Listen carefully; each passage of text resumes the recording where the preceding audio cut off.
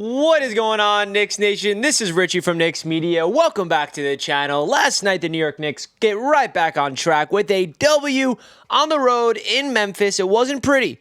Definitely a frustrating first half for these New York Knicks. Without Jalen Brunson tonight, Duece McBride steps up and starts in his place and finishes with a career-high 19 points. Great to see Duece McBride get an opportunity to play real big-time starting-level minutes and come out with a really efficient, good game at the point guard for these New York Knicks, going up against a shorthanded Memphis Grizzlies. But this was a game the Knicks had to take care of business, and they did. And like I said, was not pretty. 23 total turnovers by the Knicks is definitely something they got to clean up, but they out-rebounded them by a large margin. Isaiah Hartenstein with another dominant effort with another 20-rebound game for Isaiah Hartenstein. Julius Randle leading the way with points in this one, and this was a big win for the New York Knicks on a lot of different levels.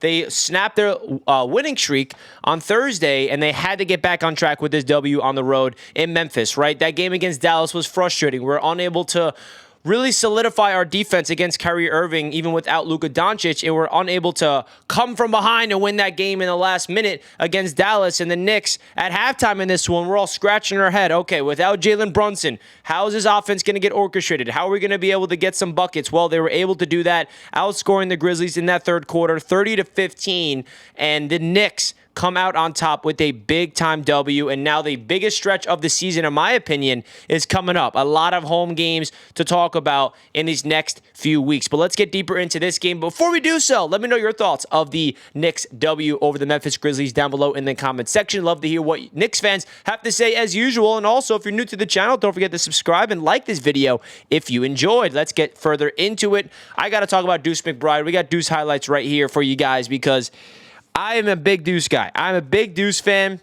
Ever since the trade, he has been given the opportunity and has taken it. 4 for 7 from downtown. And the shots that Duece McBride is hitting is really impressive to me because it's not like he's just camping out in a corner and waiting for the ball and just hitting these cash and shoot three-pointers. No, they're in rhythm. He's stepping into his shots. They're contested. He's hitting step backs. He's driving to the rim. He's hitting mid-range jumpers. He's facilitating the rock as a point guard should. He's obviously playing really good defense, and I feel like Duece McBride really is evolving his game and becoming a really good point guard that we can rely on off the bench. And that's what happens when you trade Emmanuel quickly. It opens up the next generation of these Knicks in Duece McBride and, of course, Quentin Grimes to really elevate their time and really prove to the Knicks coaching staff that they are here and they are for real. I feel like the development of McBride has been a joy to watch, and it's cool to see him play 38 minutes, basically played almost every minute in that second half, if not every minute, and he really took it by storm. So shout out to Duece, because without Jalen Brunson,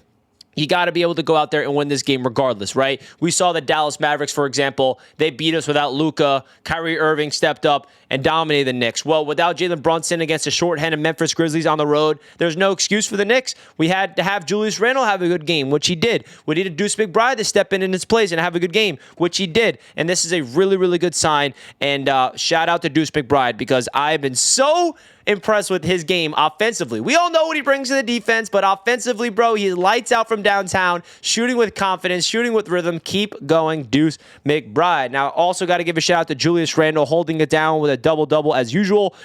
Literally, this is what he averages, it feels like, by the season. 24, 11, and 5 for Julius Randle. And then OG Anunoby also had a pretty good game. 19 points on an efficient 7 of 10 from the field, 5 assists, 6 boards for OG, 4 for 7. I don't know, excuse me. 1 of 4 from downtown, but 7 of 15 from OG Anunoby from the field. Another good game. 4 block shots for OG. So his defensive presence is there. We all knew that. And it's really cool to see OG get a little more aggressive on the offensive end. Dante DiVincenzo, he does his usual stuff. 13 points. Not that efficient from downtown in this game. 3 of 11. But you'd love to see the volume. I don't have any problem with Dante shooting from beyond the arc. He is going to thrive. He is a top shooter in this league. And then, of course, we already talked about Isaiah Hartenstein. 12 points, 20 rebounds, 4 blocks, and 2 steals. Is there enough positive things to say about our guy Isaiah Hartenstein? Like, this guy is literally plugging up the stat sheet. Ever since Mitchell Robinson goes down, Isaiah Hartenstein is playing out of his damn mind. We also got some first real minutes from Malachi Flynn in this game. Played 9 minutes in that first half, and he put up 9 points in 9 minutes on an efficient 4 for 5 from the field. He had a steal, hit a shot from downtown, had 3 assists. So in a very small sample size of Malachi Flynn, I was extremely impressed, right? With Jalen Brunson down, McBride elevated as that starter. We needed another point guard off the bench, and he played only 9 minutes, but he really did impress me off the bench. But hey, I don't want to see Malachi Flynn a lot this year because that means we're healthy, right? We need Jalen Brunson 110%. But that's really my thoughts of this game, guys, and not really too much else to break down. Needed to get this W to get back on track, and now the Knicks are sitting in a really good spot in the Eastern Conference. I'm going to pull up the standings real quick to show you guys. So the Knicks are at the 6th seed at 23-16. They're tied with the Cleveland Cavaliers. They're a half game back from the 4th seed from the Pacers, and they're only 2 games back from the Philadelphia 76ers of that 3rd seed. So let's keep going. The Knicks schedule is about to get crazy. You've got a big game on Monday against the Orlando Magic. Hopefully get some revenge after losing to them in Orlando. The Magic are a really good team this year, and that is a team that we really want to make sure is we are doing better than, because the Magic are on a 3-game losing streak, and they're kind of coming down to earth a little bit, and the Knicks are going to host them at the Garden. So let's get this W. Let me know your thoughts down below in the comment section, guys. Let's go. I'm pumped up, man. Duece McBride. Let me know your thoughts, guys. Let's go, Knicks. Peace out.